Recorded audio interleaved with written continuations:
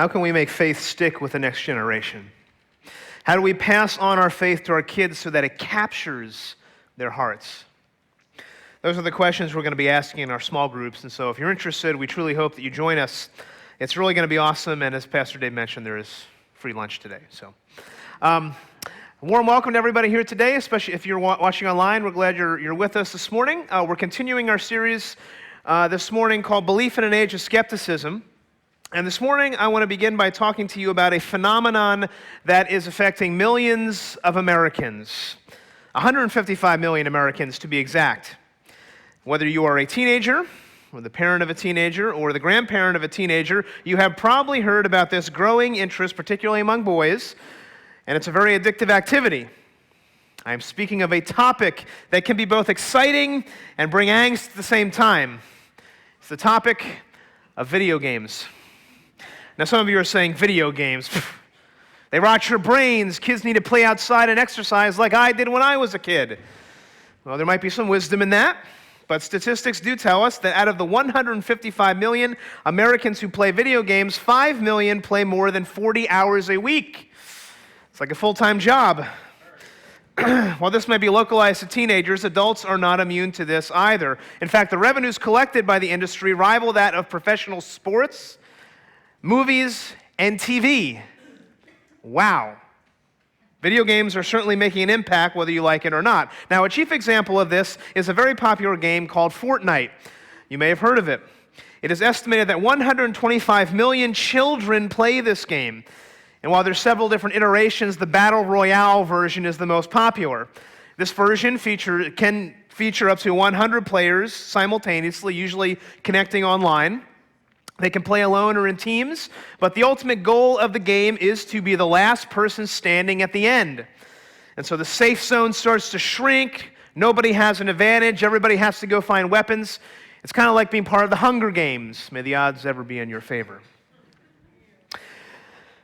But let's pause for a minute and meditate on the number of players again. 125 million. That's a lot of people playing this game. So the natural question for us to ask is, well, why the obsession? Why are people obsessed with this? Well, cultural critic Frank Guan offers some reasons for this mania and passion. He says, first, games make sense. Right? The rules are clear. The purpose of the game is always clear. Well, secondly, you're always the hero. You get to be the one who saves the world. Third, they're convenient. You don't have to leave home. And finally, while they can be very challenging, at the end of the day, the game is ultimately designed at some level for you to succeed. And so all of this caused Guan to make a very profound statement. He said, video games solve the question of meaning in a world where transcendent values have vanished.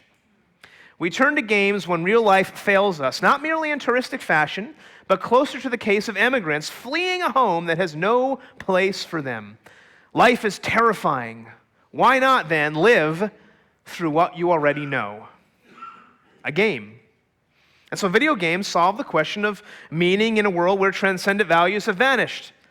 When real life fails us, we turn to video games to find meanings. Now, when you get frustrated with your child playing too many video games, I suggest you might have never thought they were trying to find meaning and that they didn't know their purpose. Now, I'm not against video games. However, it is concerning when people are getting their meaning and purpose from video games, from a world not based in reality. Now, the obsession with video games points to two fundamental issues that are going on within our larger culture. First, we're engaging in prolonged adolescence. In his book, The Vanishing American Adult, U.S. Senator Ben Sasse asserts that too often we strand our kids in Neverland with Peter Pan, allowing them to find their meaning in a virtual world rather than helping them discover meaning and purpose in the real world. And so he says we need to challenge them like this. He says, I do believe that good parenting includes a basic desire for your kids to reach satisfying answers to the bigger questions of life. Let's not stifle that. Now, second, the meaninglessness in our world has aided the rise of the suicide epidemic.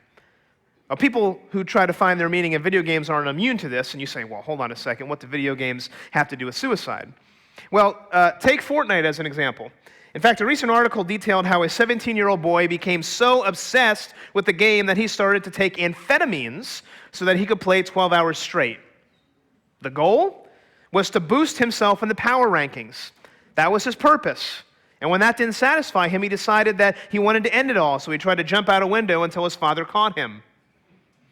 Now, video games are one example of this, but it points again to a larger issue within the culture. After the recent high-profile suicides of celebrities Kate Slade and Anthony Bourdain, two people who seemingly had everything going for them, political commentator Kirsten Powers wrote an article in USA Today detailing her own struggle with suicidal thoughts. As she was going through a very difficult and chaotic season of her life, Powers considered ending it all. Well, noting her personal achievements, family and friends told her, "Kirsten, you're living the dream." But she said, I couldn't see any reason to be alive. In fact, Powers notes that suicide rates have risen 30% since 1999, making it a national crisis. In fact, even more concerning is that youth suicide rates have increased 70% in the last decade. Why? Well, many factors contribute to this. Powers asks why so many Americans are getting to this level of emotional despair, and her conclusion is this: it is largely caused by key problems in the way that we live. Here's what she says. She says, it lays bare the truth that there is nothing you can purchase, possess, or achieve that will make you feel fulfilled over the long term. Rather than pathologizing the despair and emotional suffering that is a rational response to a culture that values people based on their ever-escalating financial and personal achievements, we should acknowledge that something is very wrong. Now, she continues. She says, we should stop telling people who yearn for a deeper meaning in life that they have an illness or need therapy. Instead, we need to help people craft lives that are more meaningful and built on a firmer foundation than personal success. Now, let me be clear. Mental illness, depression, and anxiety are complex issues.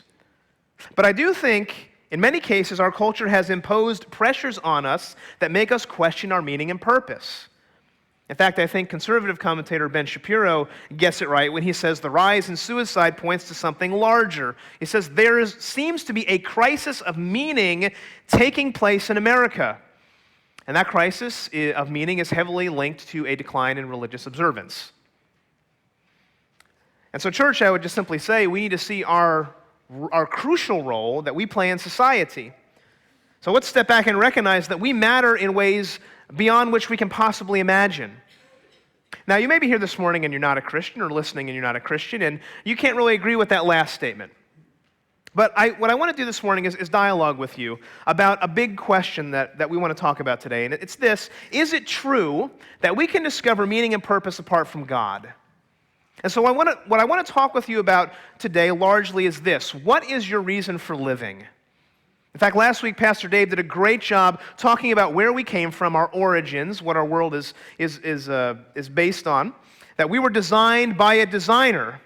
But this week, we want to take that a step further and ask a rather metaphysical question about our purpose. What are we designed for? Or, put it another way, how do we answer that age-old question, what is the meaning of life? What is the meaning of life? Is there a greater purpose? Or is all of history, as Shakespeare said, just a tale told by an idiot, full of sound and fury, signifying nothing? Now, truthfully, I think we live such busy lives with either work or play that we never stop and ask that question of ourselves. What's my reason for living? At the end of the day, what do I hope to have accomplished? And here's the funny thing, that we live in New Jersey. Everybody is so busy and time is of the essence that if I came up to you after the service and I said, I would like to meet with you on Tuesday at 3 p.m., you would want to know the reason. And you would want a justification for the hour that I am asking for. Because if you're going to give me your precious time, because there's a lot of things you could be doing, you need to have a crystal clear reason why I should have the privilege of occupying your calendar for that hour. But take a step back and let me ask you a bigger question. Have you ever asked yourself what your purpose in life is? What are you doing on this earth breathing its air? Because the truth is, many of us could give an answer for every single thing on our calendar, our digital calendar, or our hard calendar, whatever it is. But if I turn to you and ask the question, what is the reason for your life? There's many people who can't give that answer. Why? You owe yourself an answer to that question. Because when you don't have meaning, it affects everything. You start to wonder, why am I even alive? And if you don't have an answer to that question, how can you make sense of anything else that you do? And so it's interesting then that if you look in the Bible, you will find a story about a king in Jerusalem named Solomon. Solomon is a guy who wrestled with this question. In fact, he wrote 3 books. He wrote Song of Solomon about the wife of his youth. He wrote Proverbs when he was middle-aged. And then he gets to the book of Ecclesiastes, and he's an old man. He's become a philosopher. And this is how he starts the book. He writes this. He says, "The words of the teacher, son of David, king in Jerusalem. Meaningless, meaningless, says the teacher. Utterly meaningless. Everything is meaningless." Well, that was uplifting. Let's close in prayer and go home.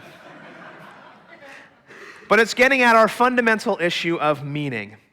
And I think if Solomon was alive today, he might contemplate playing video games. Well, the question we need to discuss today is this: can you have meaning and purpose without God? And I think King Solomon will be our guide, because there's 3 areas that we naturally go to find meaning. And I'll simply call them questing for purpose, indulging in pleasure, and boasting in possessions. Purpose, pleasure, and possessions. And I suspect at one point in time in your life, you have sought one of these things. What is your reason for living? Let's pray as we begin. Heavenly Father, we come before you, and we thank you that you are the one who came to die on the cross and broke the power of sin in our lives. Thank you for the gospel, Lord. But as we come in here today and ask this question of meaning, there's many different groups of people in here. Father, some are just asking a question. What is meaning to life, thinking it can be achieved apart from God? Some have been Christians for many years, Lord, and yet they still don't know their purpose. And so, Father, I pray that you would open up our hearts, soften them, so that we could hear from your word and from you. We give this time to you and we praise you in Jesus' name. Amen. Questing for purpose. Now, as we venture on this journey, the question we're asking in this first part is simply, what is my purpose? What am I for? And many people throughout history thought that this answer could be achieved through more knowledge, by being enlightened. In fact, philosopher René Descartes famously said, "I think, therefore I am." And by extension, I can acquire more knowledge about life.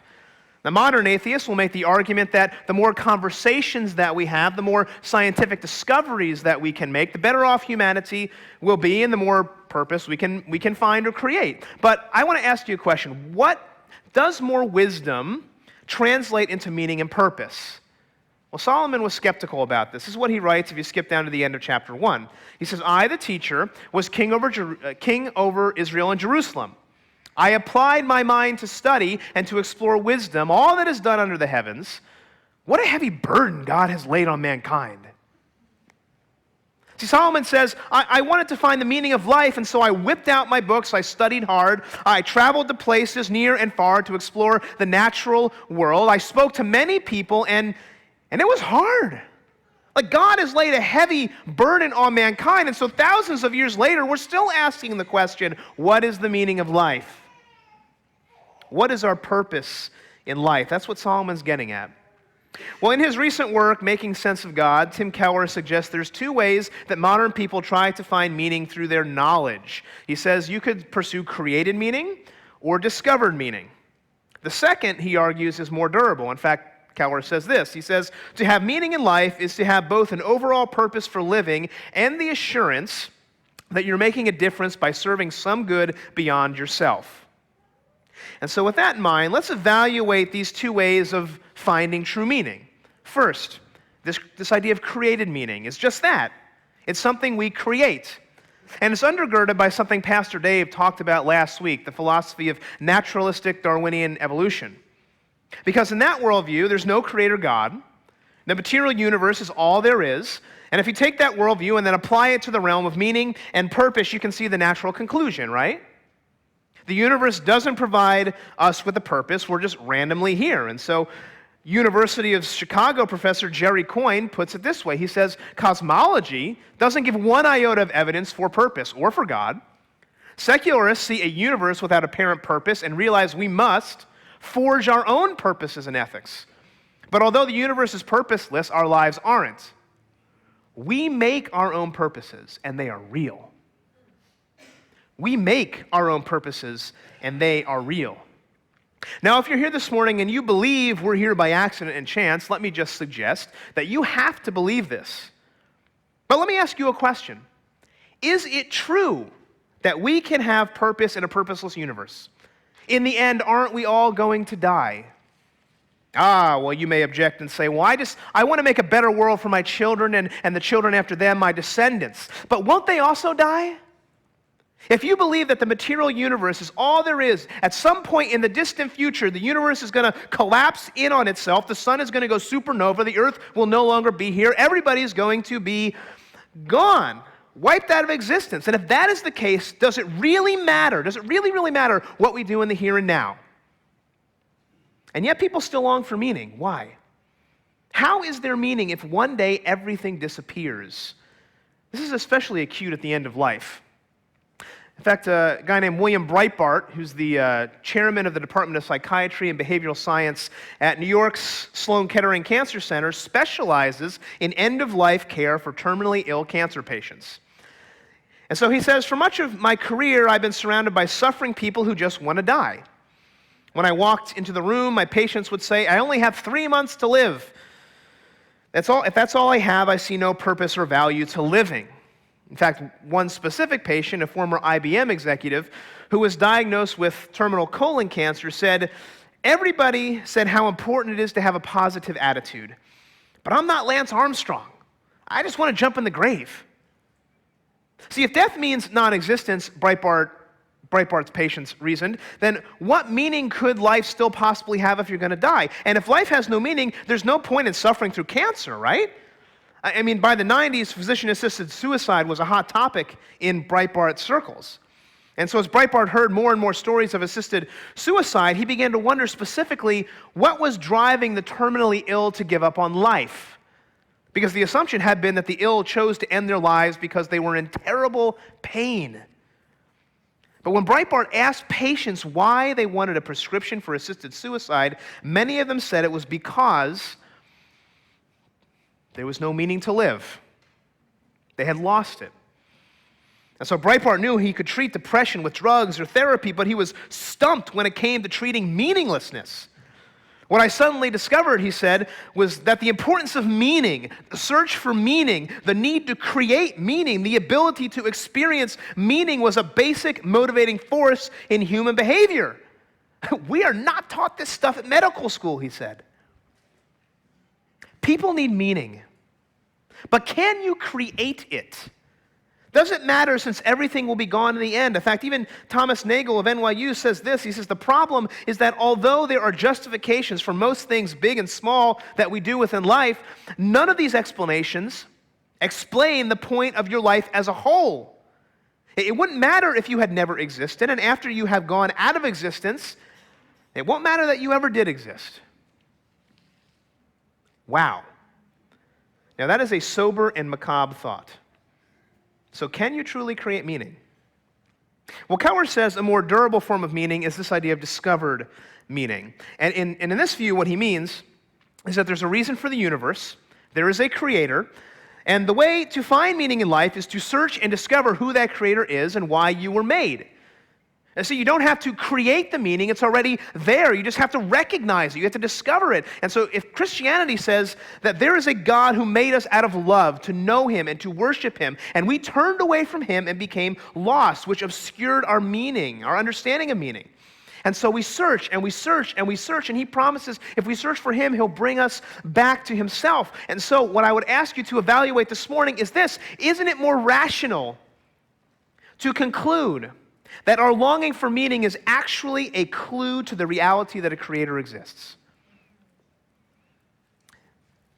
Is there actually someone who gives us meaning? And if that is the case, meaning is something to be discovered, not created. See, Solomon says meaningless is everything under the sun. You can't create meaning, he says. You can try to expand your mind. You can try to increase your intellect, but what will it get you? In the end, you'll die. In fact, Solomon says this in verse 14, I have seen all the things that are done under the sun. All of them are meaningless, chasing after the wind.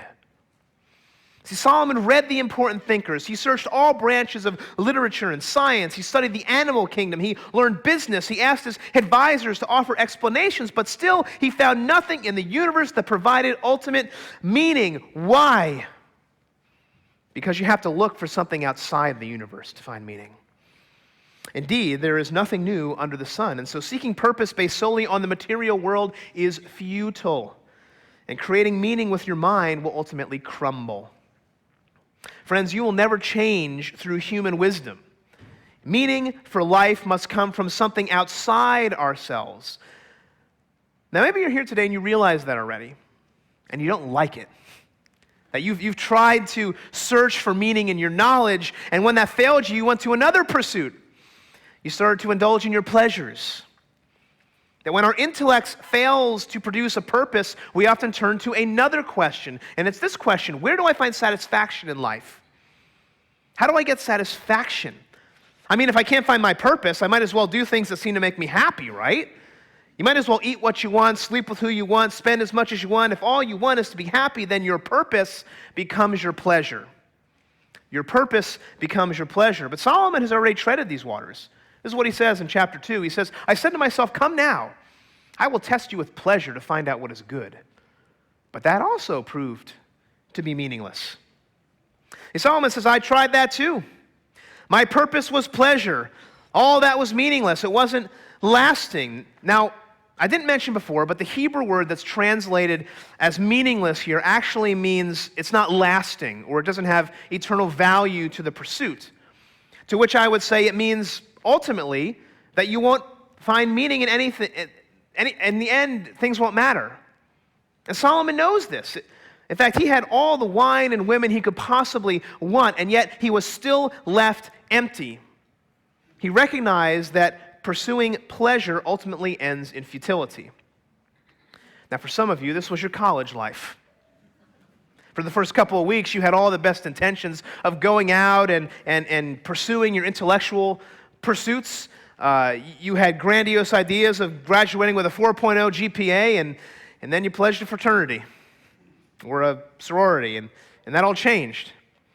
Your college pursuit shifted from academics to partying. Your purpose became your pleasure. And so your meaning was ultimately tied with the next party or the next hookup. And let me ask you a question. Where did that lead you? Did that have any lasting value other than regret or just a remembrance of the good old times? Actor Russell Brand reflects on his battles with addiction also and offers us something to think about. He says this: drugs and alcohol are not my problem. Reality is my problem.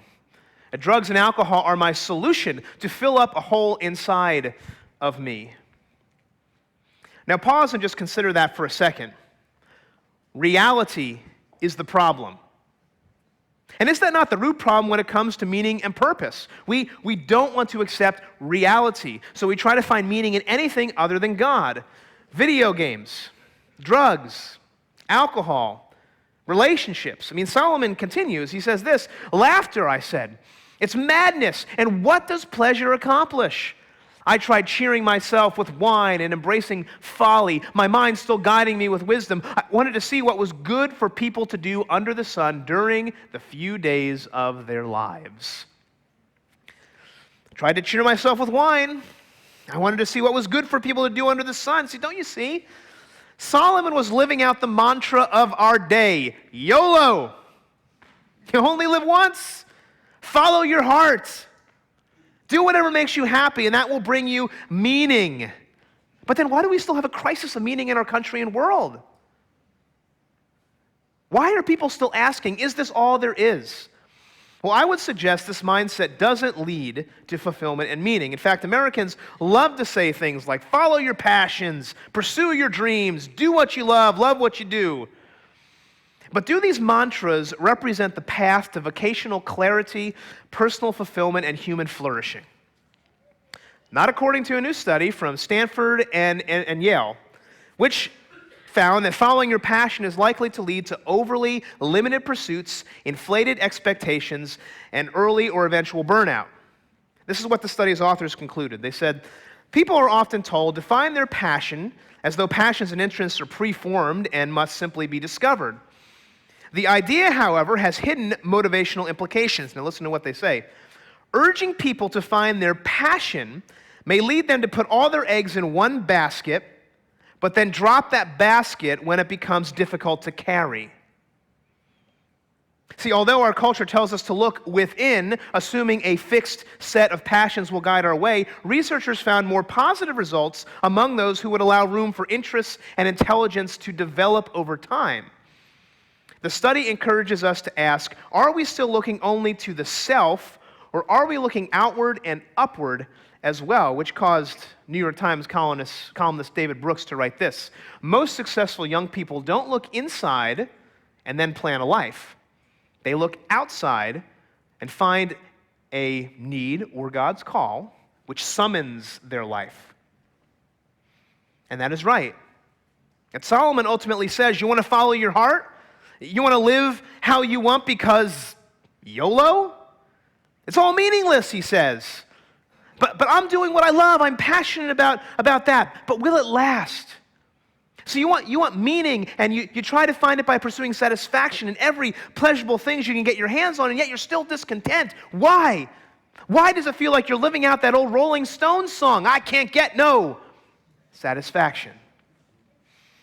There's always the next phase in the video game, always the next step in life. And if you're living for yourself and your own pleasure, you are going to be never going to be satisfied because you're looking for the next thing. It's vanity, Solomon says. You're always looking for food. A Japanese woman describes it this way. She says, in Japan, it's like we have two stomachs. We have one stomach for ordinary food, for meat and potatoes and that kind of thing. That fills up one stomach, but, she said, it's like we have another stomach. And she described this as the rice stomach. She said, unless we eat rice, we don't feel satisfied. And I guess if Jesus had been speaking to her, he'd have said, I'm the rice of life. I'm the one who can satisfy this other stomach, this kind of spiritual hunger. See, we all have a spiritual hunger that we long for, don't we? A deeper, a truer sense of meaning and purpose. St. Augustine said it the best. He said, you have made us for yourself, and restless is our heart until we find our rest in you.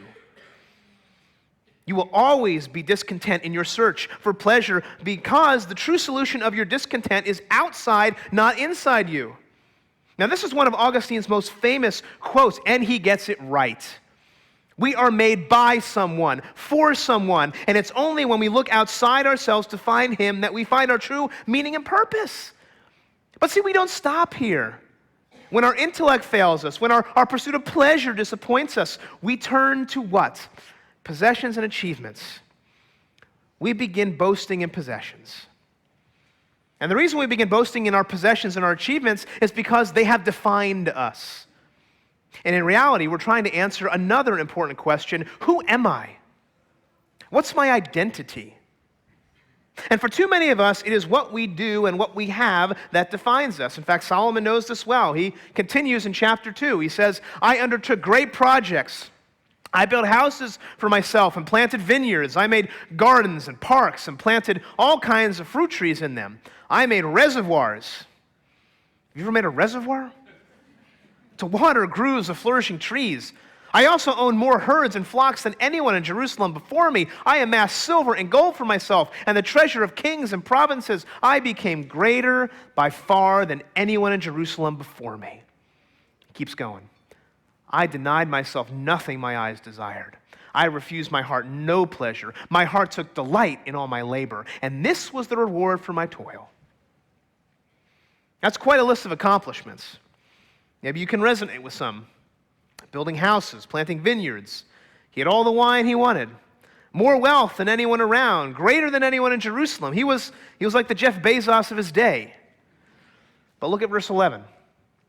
Yet when I surveyed all that my hands had done and what I had toiled to achieve, everything was meaningless. Chasing after the wind. Nothing was gained under the sun. See, Solomon said, I did all these things and yet meaningless.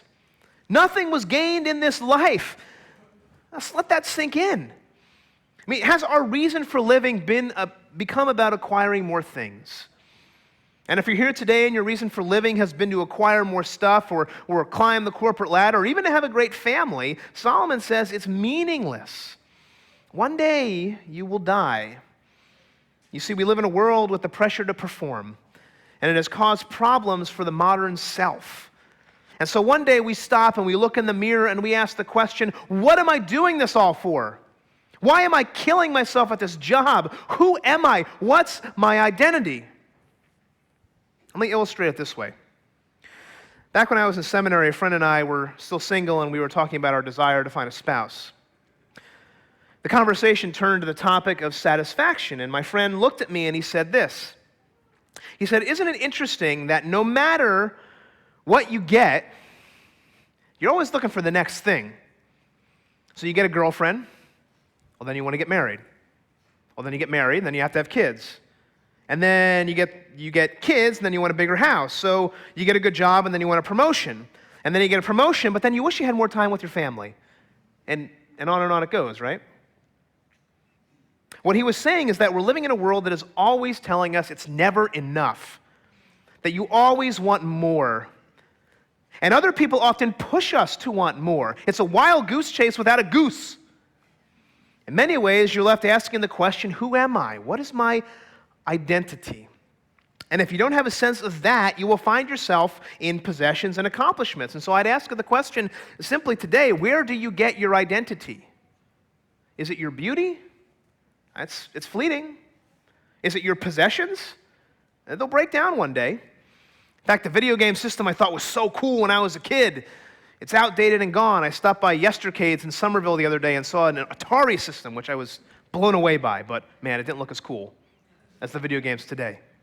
My car's got 150,000 miles on it. At some point, it's not worth fixing.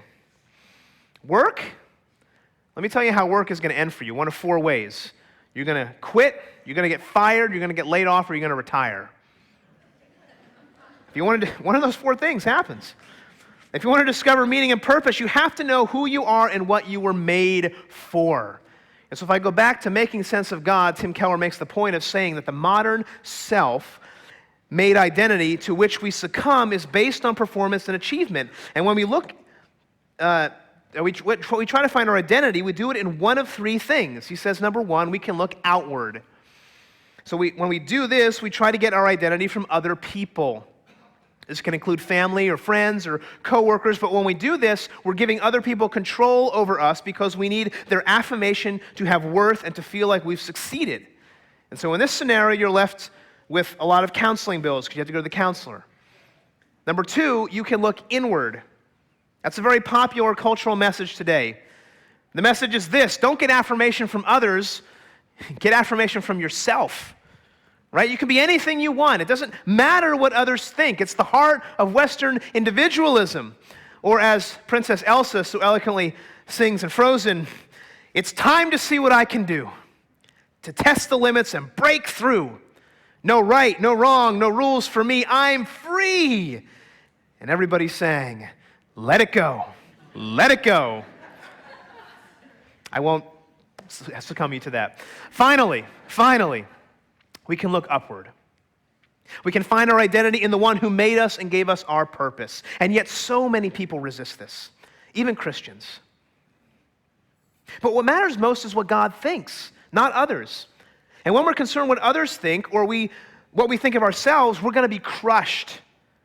Danish philosopher Søren Kierkegaard eloquently points out the problem with this. He says the secular mentality consists simply of such men who, so to speak, mortgage themselves to the world. And what he's saying is that too often we pay a mortgage to other people because we want them to like us, to think well of us, to be impressed by us, and we are left empty, not knowing who we truly are. In reality, we can only truly know ourselves when we know ourselves before a holy God. And we can only find meaning and purpose when we know God. In fact, Solomon knows this. This is how he concludes. Chapter 2, verse 22. What do people get for all their toil and anxious striving with which they labor under the sun? All their days, their work is grief and pain. Even at night, their minds do not rest. This too is meaningless. That you can have all the accomplishments you want. You can have more money than you know what to do with, and yet you lie awake at night wondering, what is it all for? What am I doing? Why am I here? What is my meaning and purpose? And after wrestling with those questions for 2 chapters, Solomon provides an answer. He says, a person can do nothing better than to eat and drink and find satisfaction in their own toil. This too, I see, is from the hand of God. For without him, who can eat or find enjoyment? To the person who pleases him, God gives wisdom, knowledge, and happiness. But to the sinner, he gives the task of gathering and storing up wealth to hand it over to the one who pleases God. And do you see what he's saying? That working hard isn't bad. That striving to make a difference in the world isn't bad. That asking the deeper questions of life isn't bad. But, meaning can't come from within. It must come from something outside us. That our work, our pursuit of meaning is nothing unless we do it for the one who truly gives meaning to our lives. You know, many people have asked the question, what is the good life? What's the good life? Well, at the very end of Ecclesiastes, after he's considered philosophical thought after philosophical thought, here's what Solomon concludes. He says this, now all has been heard. Here is the conclusion of the matter. Fear God, keep his commandments, for this is the duty of mankind. Fear God, keep his commandments. That's the good life, because that's what you and I were made for. That the good life will always elude you until you find the one who has breathed life into your lungs, the one who made you and gave you purpose. Because the truth is, you and I were made for another world. And yet while we're here, there's 2 things that God calls us to do: to bring him glory in everything that we do, and to love and serve others as we point them to him. And the truth is, even when things are hard in this life, we can find purpose. Psychiatrist Viktor Frankl lived through World War II. And was a Holocaust survivor. In his famous book, Man's Search for Meaning, he details his experience. He writes this, the gas chambers of Auschwitz, Treblinka, and Majdanek were ultimately prepared not in some ministry or other in Berlin, but rather at the desks and in the lecture halls of nihilistic scientists and philosophers. That these people thought there was no meaning to the universe, and they wanted to create their own meaning through the acquisition of power. But Frankl notes the captives in the death camps with the deepest sense of meaning were those who looked beyond their immediate circumstances, and they maintained hope and dignity despite their Nazi hell. Maybe you're here today, or you're watching online, and you feel like you have no purpose in life. Maybe you feel like you're actually walking through hell. What I want to tell you today is that there is someone who loves you, who knew you, who knew how many hairs would be on your head before you were born, who knows the number of your days. And he says, come to me. I will breathe life into you and show you purpose. And all the meaninglessness you have been experiencing, I will reverse that. He says, what's the meaning of life? You have to discover your purpose. You have to know where to find true fulfillment, and you have to know your identity. But none of those things will happen unless you discover the one who gives meaning. And here's the crazy thing. It's the crazy thing about this cosmic story we're talking about. The one who gives meaning to our lives doesn't elusively hide himself. He comes for us. You see, when Greek culture rose to prominence, so did their way of thinking. All their philosophers were looking for the reason of life itself, the logos. And the Greek word logos is where we get our English word logic from. It meant reason, and it was a concept the Greeks were pursuing, the reason for life. And the Greeks relied on knowledge, and after searching and searching and searching for centuries, they realized their intellect failed them. And eventually they saw purpose in pleasure and possessions. Why? Because they realized that reason couldn't answer their questions about meaning. And so they stopped pursuing it. And by the 1st century AD, people were saying, much like people say today, there's no reason for life. And in the midst of their lack of reason, The gospel writer John writes this: "In the beginning was the Word, and the Word was with God, and the Word was God. He was with God in the beginning. And through him all things were made. Without him nothing was made that has been made. In him was life, and that life was the light of all mankind." Now take notice of that word, word. Do you know what Greek word that is? Logos. The reason for life. That it was the very thing the Greeks had been searching for. But they made a huge mistake, because what they didn't realize is that the Logos was not a concept, it was a person. And don't miss this, that at a time when it seemed like there was no meaning, there was no reason for living, the reason himself came to earth. And he said, "Truly, truly, I tell you, someone greater than Solomon is here." The very reason for life, himself, became flesh and dwelt among us. In the beginning was the reason for life. Jesus Christ was God. Jesus Christ was with God. All things were made through him. Without him, nothing was made. And in him was life, and that life was the light of all mankind. Don't you see that the meaning of life can only come from the one who gave life to all people? That the only place to find satisfaction for your heart is in the one who designed your heart. That the only way to find our identity is to look to the one who bestows it upon us. And now he says to us, "Love me, love others." That is your reason for living. That is what we were designed for. And if you run away from it, you will always feel purposeless. Worship team, would you join me on the stage? There's one more song we're going to sing. And as I do, let me speak to the church just for a second. Church, we can give meaning to a meaningless world. And I want to point out that this is a life or death situation. That people are dying from lack of meaning. We have a crisis. People need a reason for living or they will die. And I would suggest that the only durable, the only truly satisfying reason, the only one that will fully quench your heart and your thirst, the only one who can tell you who you really are, is found in the person of Jesus Christ. In the beginning was the reason for life.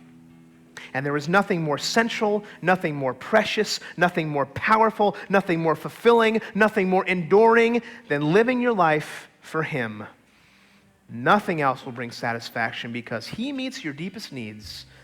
And I encourage you that if you want to find meaning, to give your life to him. Amen.